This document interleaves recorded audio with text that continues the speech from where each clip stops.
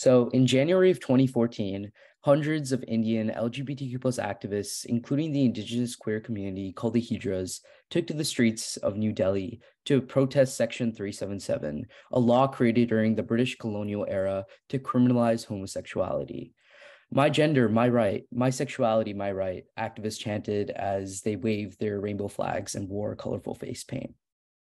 Hi, everyone. My name is Eshaan, and I found the significant yet overlooked protests that I was just talking about roughly a year ago, and immediately questions about the event gnawed at me for months. Why do colonial laws from centuries ago, like Section 377, continue to impact previously colonized lands like India today? Who even are the Hijras, and why have I never heard of them? And understanding that a simple Google search would never answer these burning questions, I channeled this passion and curiosity into historical research through the Polygence program.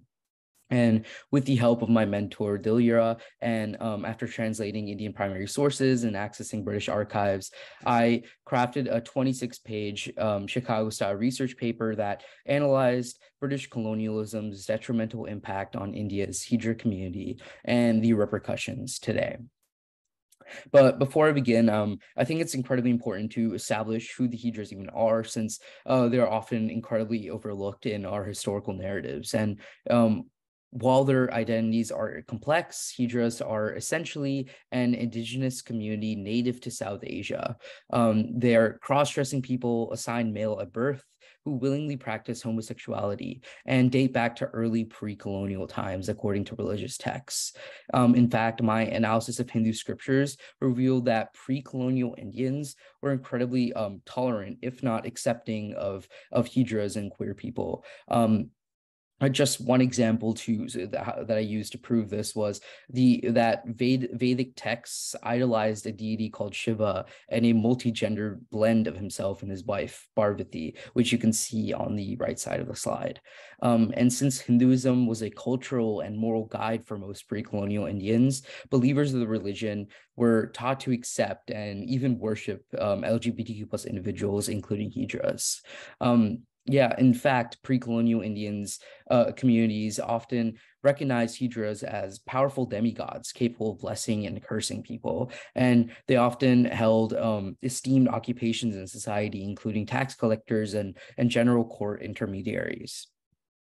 However, in order to understand how colonists shattered the societal acceptance of the Hijras in India, my research examined the origins of homophobic sentiment in Britain. And although Christianity, so basically I started with Christianity, and although it has evolved from its creation, the religion has unfortunately supported a heteronormative society. For instance, religious leaders during the Middle Ages, like Saint Peter Damian, expressed their disgust with homosexuality, calling it a cancer of Sodomic impurity. And they even forced biblical passages that perpetuated homophobia, such as Leviticus 18:22 and 20:13 from the Old Testament. And since the Catholic Church in practice held more power than kings in the Middle Ages, Christian homophobic ideas spread across Europe. And Christian kingdoms like England adopted these values as natural and enforced them with oppressive institutions and laws, including the Buggery Act of 1533, which was Britain's first anti-sodomy law of many. And these laws and the years of criminalizing homosexuality allowed for the widespread internalization of homophobia, especially among British elites. And given this context, British colonists would enter India in the 18th century with deeply intolerant ideologies. So my paper basically argues that because British colonists viewed homosexual populations as a threat to their colonial authority and to their heteronormative social norms, they created homophobic institutions and ideas to gradually eliminate the Hijra community, eventually molding a culture of homophobia among Indians.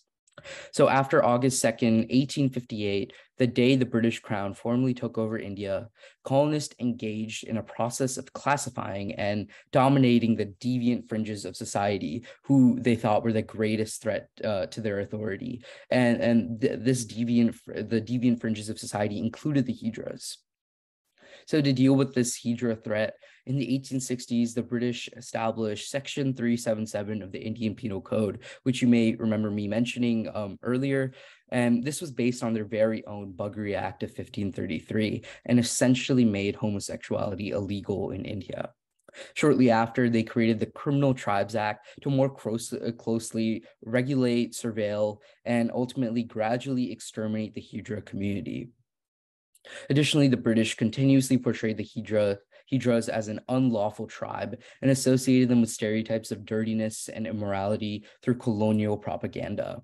Ultimately, these British colonial institutions and propaganda passed colonists' homophobic ideas and anti-Hijra stereotypes onto increasingly receptive Anglophile Indian men, which over decades molded a culture of homophobia in India. The Hijras, who centuries before thrived and were celebrated in Indian society, faced incredible hatred and discrimination from Indians thanks to British colonialism.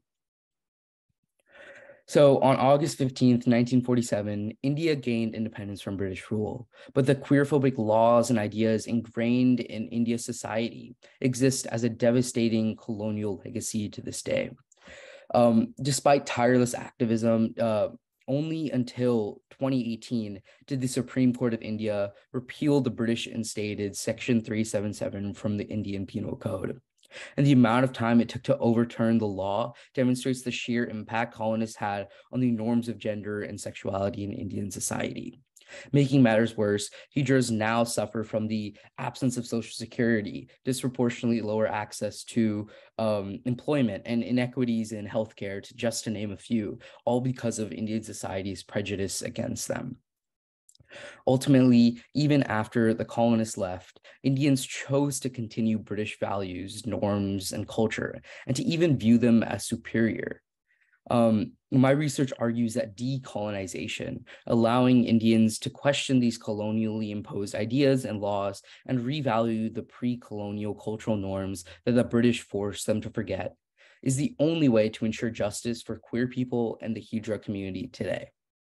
Thank you so much for listening, and I'll now open it up for any questions that you may have. Eshaan, well, thank you so much for that truly eye-opening and remarkable presentation, both for doing this deep dive and work as well as presenting it to us today. Any questions from the audience?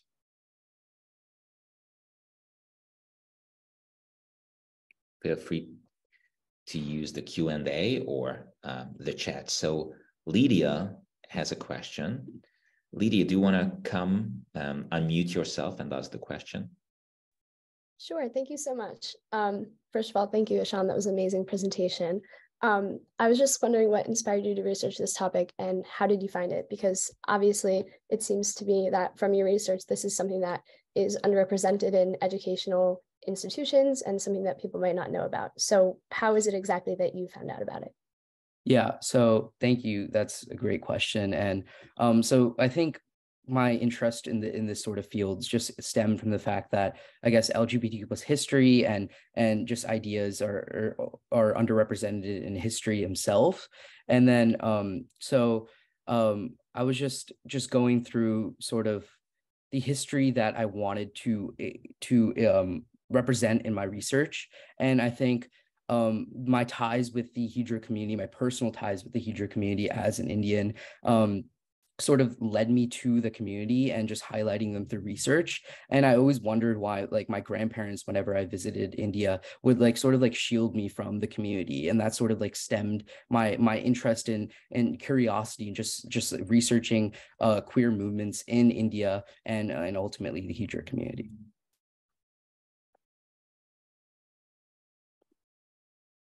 Thank you, Lynn. Yeah, thank you for that question, Lydia. Any other questions from the audience?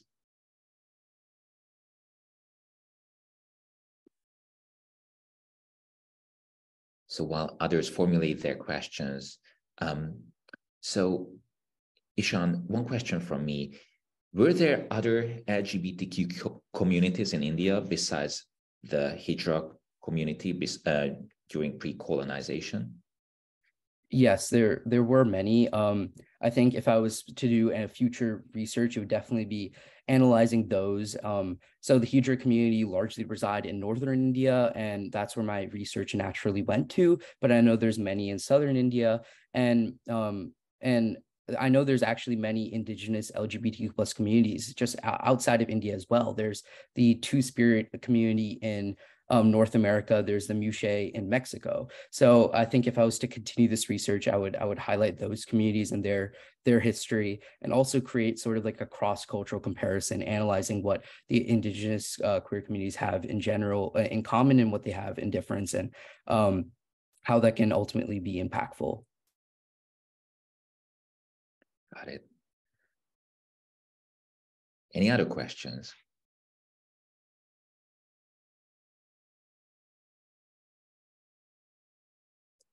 So Eshaan, it seems like you were using all sorts of sources here to piece together this story. Can you say more about what resources were the most helpful in understanding this topic?